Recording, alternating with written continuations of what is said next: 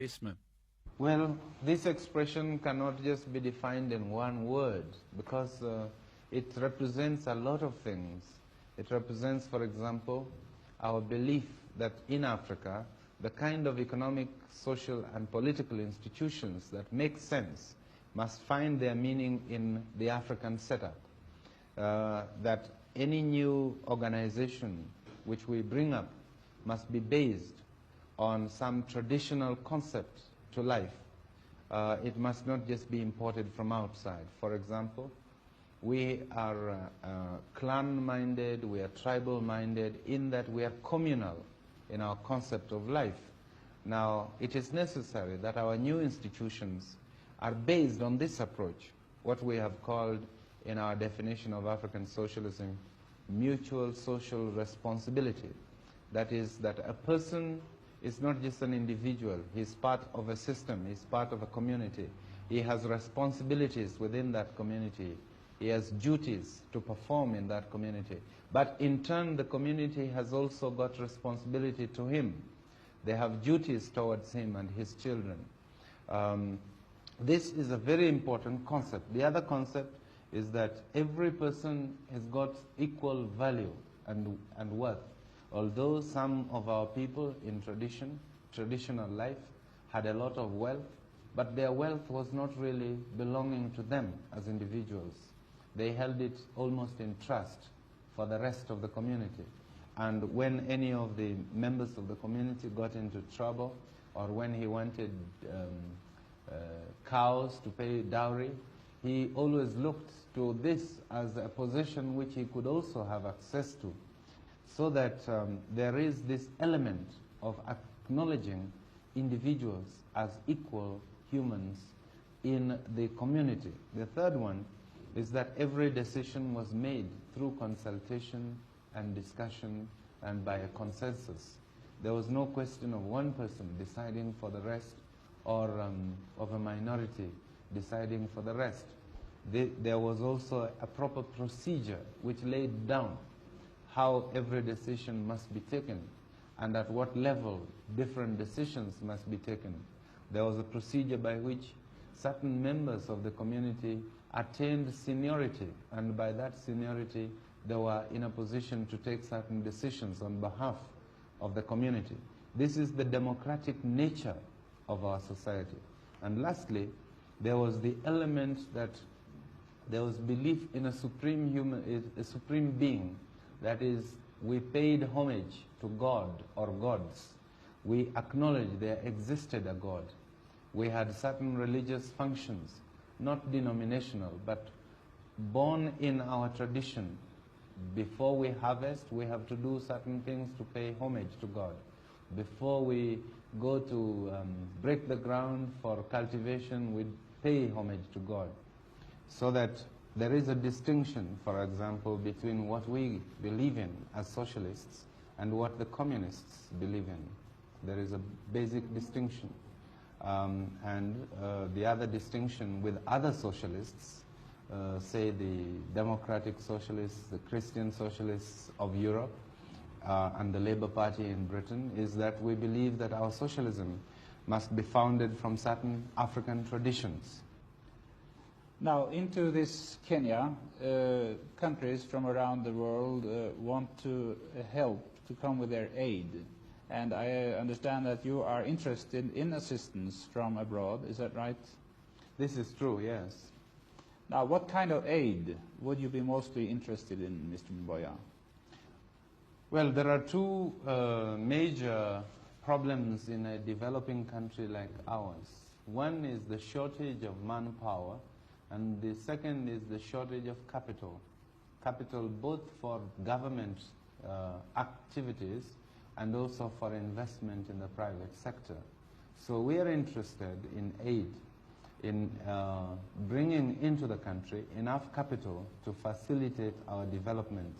We are also interested in aid in terms of investments, those who wish to invest in the private sector. But you see, if you have capital alone and you don't have the required manpower, you cannot use the capital. And so we are always also interested that where we get capital, we should also get some technical assistance people who can help us to carry out our projects. But our long-term objective is to move away from aid so that we can concentrate on trade. Our policy is to minimize aid and expand trade as the years go by. And we are very anxious to develop trade relations with outside countries. I think mostly we want to develop trade relations with our neighboring countries within Africa, because in the final analysis, intra-African trade is more important to us than trade with foreign countries who have a very highly sophisticated economic setup. How is your thinking when you think of the slogan Africa for Africans? What role will the Europeans and the Indians play in the future Kenya? Well, I think one thing is to distinguish between what this means in terms of government. What it means in terms of government is that the governments of Africa must be African governments. This is really what it means. Beyond that, we concede, like every other part of the world, that you will have foreigners living amidst our people, and they will be governed by the laws of the land. Also, we have in our constitution provision for other people to become citizens, and there are a number of Asians and Europeans who have become Kenyan citizens since independence, and they will enjoy the same rights as myself or any other African. So to that extent, they are Africans. And they should, just like myself, say Africa is for the Africans. What we're really saying is to exclude foreign powers from interfering in our own local affairs, and also to eliminate colonialism and minority rule from Africa. So if I came here and settled and behaved well and applied for citizenship and acquired citizenship, could I also be a member of your parliament and also be a minister? Yes, in fact, we have a white man who is a minister in the Kenya government. We have another one who is a minister in the Tanzania government. There's another one who is a minister in Zambia. So there are many white people who are already members of parliament and even members of the cabinet.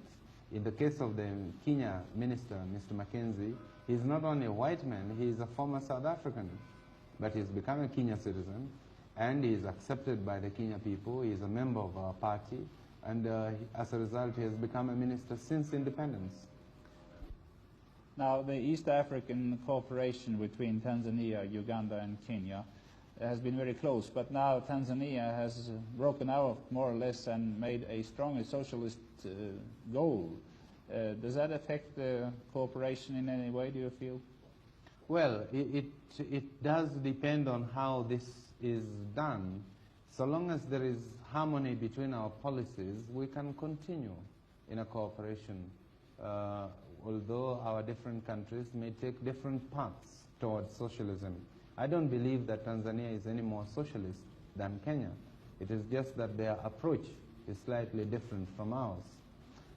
I think that eventually it will be possible to harmonize some of these approaches within the context of East African cooperation. Are you thinking of nationalizing the banks and these other companies which Tanzania now do? No, we don't think of doing the same things as Tanzania. Our policy on nationalization has been very well defined in our government paper on socialism. We will only nationalize where it becomes absolutely necessary to do so, and where it is because there is no other means of securing the right responses to the economic needs of the country. But we do not nationalize indiscriminately, nor do we believe in it dogmatically. It has been said by people who know quite well the problems of the world that the underdeveloped countries become poorer and poorer, and the rich countries become richer and richer, that the distance is growing larger and getting smaller. Is that true to any extent, and how should we overcome this problem, do you think? This is very true, and I have defined it very, very comprehensively in my speech at Lagos.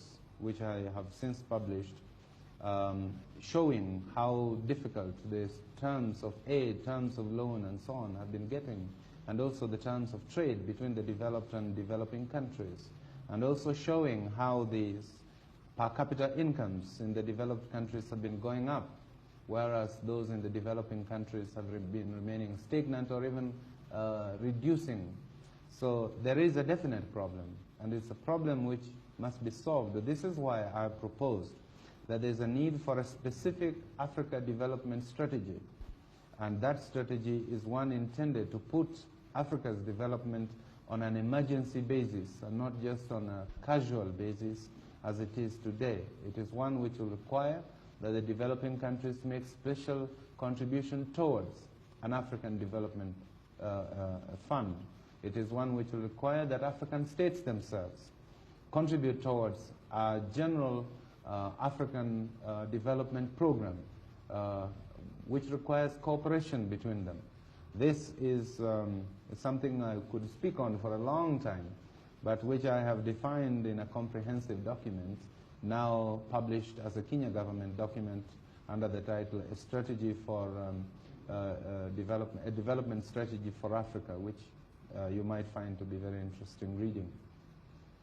In that connection, I would like to ask you, how do you look upon the development now towards a more common European market? Is that a threat, a further threat to the relation between the richer nations and the poorer nations? No, I don't think so. I think it is a logical development in Europe. I don't think there is very much of an alternative for Europe but to do this, especially with the end of colonial empires. Europe has to reorganize herself. Does this affect Africa in any way? It does, because it means that Africa also must reorganize herself to meet the new European structure, and also that we also, the European concept of the common community must bear in mind that there are other parts of the world and not just Europe, and that Europe owes those parts of the world some cooperation.